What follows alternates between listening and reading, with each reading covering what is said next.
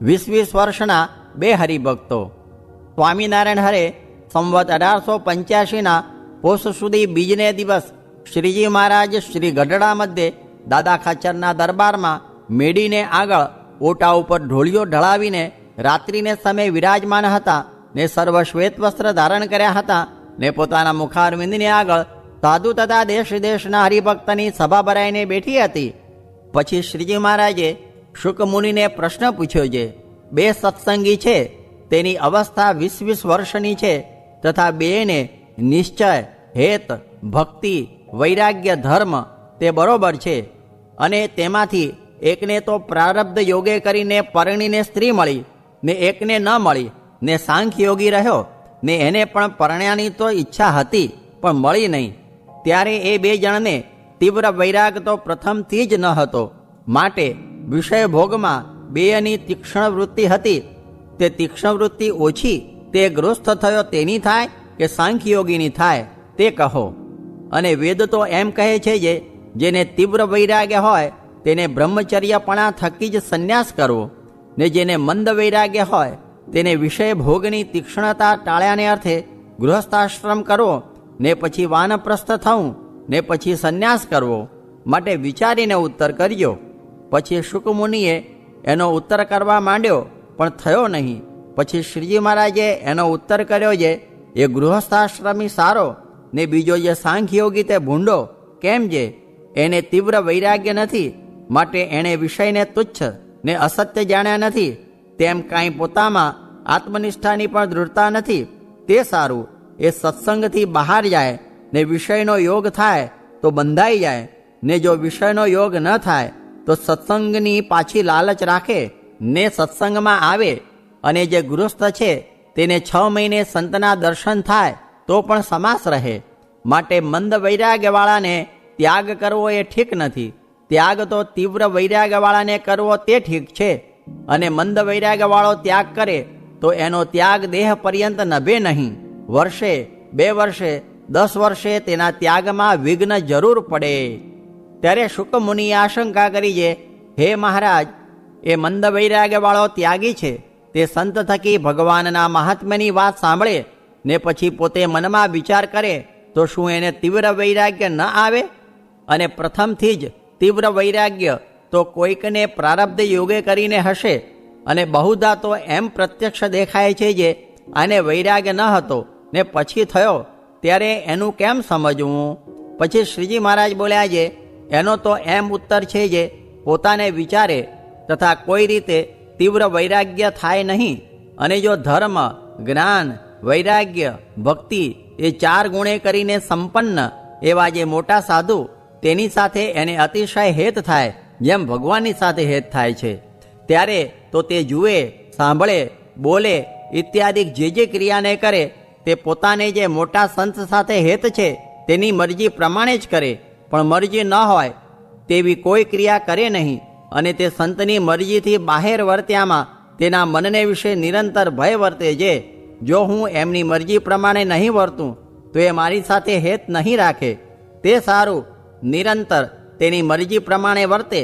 માટે જો એવું સંત સાથે હેત થયું હોય તો વૈરાગ્ય ન હોય તો પણ એનો ત્યાગ પાર પડે.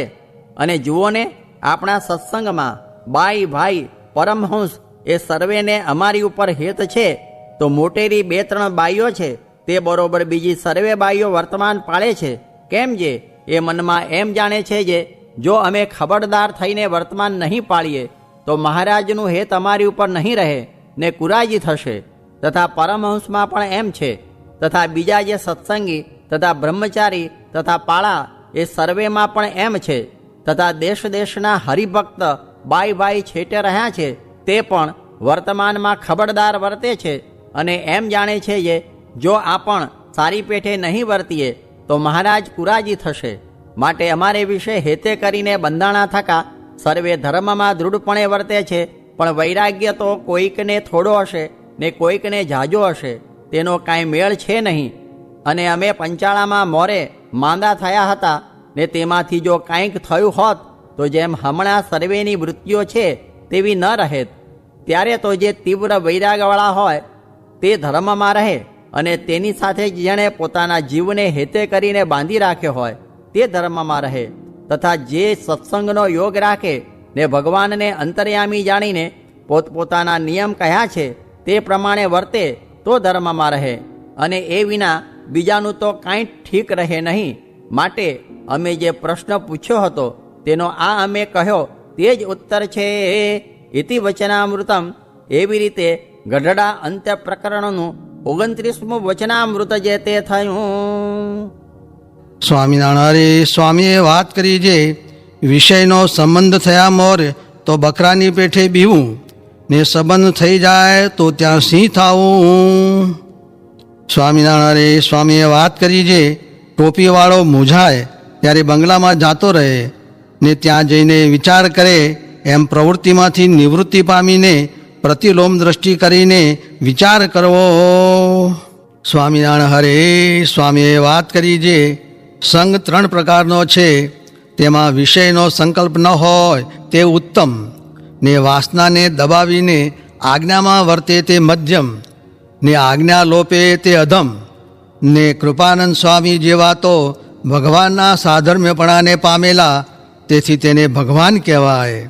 પણ એ વાત બીજાને કહેવાય નહીં, સાથી જે કોઈ માને નહીં, ને આ તો વગડો છે તેથી કહેવાય. સ્વામિનારાયણ હરે સ્વામીએ વાત કરી જે આજ્ઞા લોપાય તો પ્રાર્થના કરે છૂટકો થાય, પણ ઉપાસનાનો ભંગ થવા દેવો નહીં. તે આજ્ઞાનું આકરું પ્રકરણ હોય ને કહેશે જે ગિરનાર સોંસરા નીકળી જાઓ તો એ આજ્ઞા પડે તેવી નથી, પણ આજ્ઞા માનીને ગિરનારને જઈને માથું અડાડવું, પછી માગ થાય તો સોંસરું નીકળવું, નીકળ માથું અડાડી બેસી રહેવું, એટલે ભગવાન રાજી થાય. સ્વામિનારાયણ હરે સ્વામીએ વાત કરી જે ઘર વેચીને ભગવાન ભજવા, કારણ કે દેહ મૂકીને પછી ઘરમાં કોણ રહેનારું છે. સ્વામિનારાયણ હરે સ્વામીએ વાત કરી જે નિદ્રા આવે તો સૂઈ જવું, ને સુરંગ ઉડાડવાની વાત કરી, ને કોઈ રીતે શત્રુ જીતાય એમ ન હોય તો જેમ ટોપીવાળે લડાઈમાં ધોળો દારૂ પાથરીને સામાનું લશ્કર છળથી મારી નાખ્યું, તેમ આપણે છળ કરવો ને મનને જીતવું. સ્વામિનારાયણ હરે સ્વામીએ વાત કરી જે બીજું એ જે સારા સાથે જીવ બાંધવો, કેમ જે કહેનારા કોઈ ન મળે ત્યારે એ કરવું ને સુખ્યા રહેવું, ને પોતાની ખોટ કહેવી, ને જે ન સૂઝતી હોય તેઓને કહેવું જે હુંમાં જે વાતની ખોટ હોય તે દયા કરીને તમે કહેજો, એમ રોજ કહેવું, કાં 8 દિવસે, કાં 15 દિવસે, કાં મહિને તો જરૂર કહેવું, કાં જે મહિને તો જરૂર કોઈક ભેગ થઈ જાય. તે ઉપર નામાના વચનામૃતનું કહ્યું છે, મહિને ન ચૂકવે તો ભેળું થઈ જાય. આમ ભગવાનને ગમે છે તે ગમતું તમને કહ્યું. સ્વામિનારાયણ હરે સ્વામીએ વાત કરી છે, માયરામ ભટ્ટને હાટ માંડવું હતું, તેનું લેખું કરવા બેઠા ત્યાં તો સવાર થઈ ગયું. પછી તો જળ મૂક્યું છે, હજી હાટ માંડ્યું નથી, ત્યાં જ નિદ્રા ગઈ તો માણસું ત્યારે શું થશે. માટે એ તો દીર્ઘદર્શી, એટલે વિચારીને એ માર્ગે ન જ ચાલ્યા. ને આપણે તો એકાંતમાં સ્ત્રી ભેળું રહેવું નહીં, ને એકલી સ્ત્રી હોય ત્યાં ઉઘરાણીએ ન જાવું, ને ભારો ન ચડાવો, કેમ જે એ સર્વમાં કલંક લાગે છે. ને કાળા ખર્યું આવે છે તે ઉપર વચનામૃત જે મુક્તાનંદ સ્વામી જેવો હોય ને તેને જોગ થાય તો ઉતરતા જેવો રહે કે ન રહે એમાં પણ સંશય છે. ત્યારે આપણો શો ભાર. જેહી મારુત ગિરી મેરુ ઉડાઈ, કહો તુડ કહા લેખા માઈ, હો મન હરના ત્રિબન મેં નહીં ચરના. એમ બોલ્યા. આ દેશકાળની વાત કરી તે વિચારીને પગ ભરજો. મોટા સાધુ હો ત્યાં તો એ કહે, પછી આ વિચારજો, નિકટ ઠા નહીં રહે. ને અમારે તો છેલ્લી વારે હવે દિવાળી સુધી સાધુને રાખીને વાતું જ કહેવી છે. પછી દેહ રહો કે ન રહો, પણ ભગવાનના સ્વરૂપ સંબંધી જ્ઞાન આપીને સુખ્યા કરવા છે. ત્યાગ કરે એ ત્યાગી કહેવાય. ને જેણે પદાર્થ રાખ્યા તે મોટા મોટામાં પણ છિદ્ર ઉઘાડા થયા ને રૂપિયા નીકળ્યા. તે માટે ધર્મામૃત, શિક્ષાપત્રી ને નિષ્કામ શુદ્ધિ એ 3 ગ્રંથ પ્રમાણે રહેવું ને પાળવું. આ તો કોણ જાણે કેમ રહેવાનું છે. તે તો સારો જોગ છે, અને વળી જે પદાર્થ જોઈએ તે પદાર્થ કોઠારેથી અપાવીએ છીએ તેણે કરીને રહે છે. માટે ત્યાગ પાડવો એ કાંઈ મીઠો નથી, કડવો છે. મહારાજ પાસે જવું હોય તો વચનમાં રહેવું. તે એક સાધુએ સ્વપ્નનો ઉપવાસ ન કર્યો, ત્યારે મહારાજે ઠોંટ મારીને કહ્યું છે, આ કર્યું તે મારી જીભ ઉપર પગ દીધો ને આ તો તું મારો છો તેથી તને આમ કહું છું, પણ બીજાને ન કહું.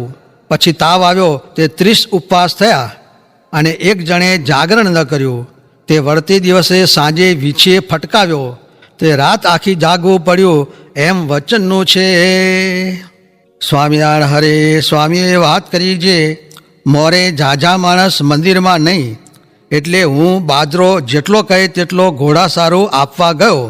ત્યારે એક જણે કહ્યું છે, સાધુને લોભતો જો, પોતાને હાથે બાજરો દે છે પણ કોઈને આપવા દેતા નથી.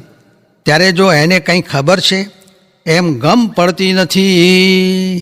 સ્વામિનારાયણ હરે. સ્વામીએ વાત કરી છે, આ જે સ્વામિનારાયણ તેણે જે કોઈ કચવાવશે કે રૂખમાં નહીં રહે તેનું તો બહુ ભૂંડું થશે ને કાંઈનું કાંઈ નરસું થઈ જશે. માટે કચવાવા નહીં.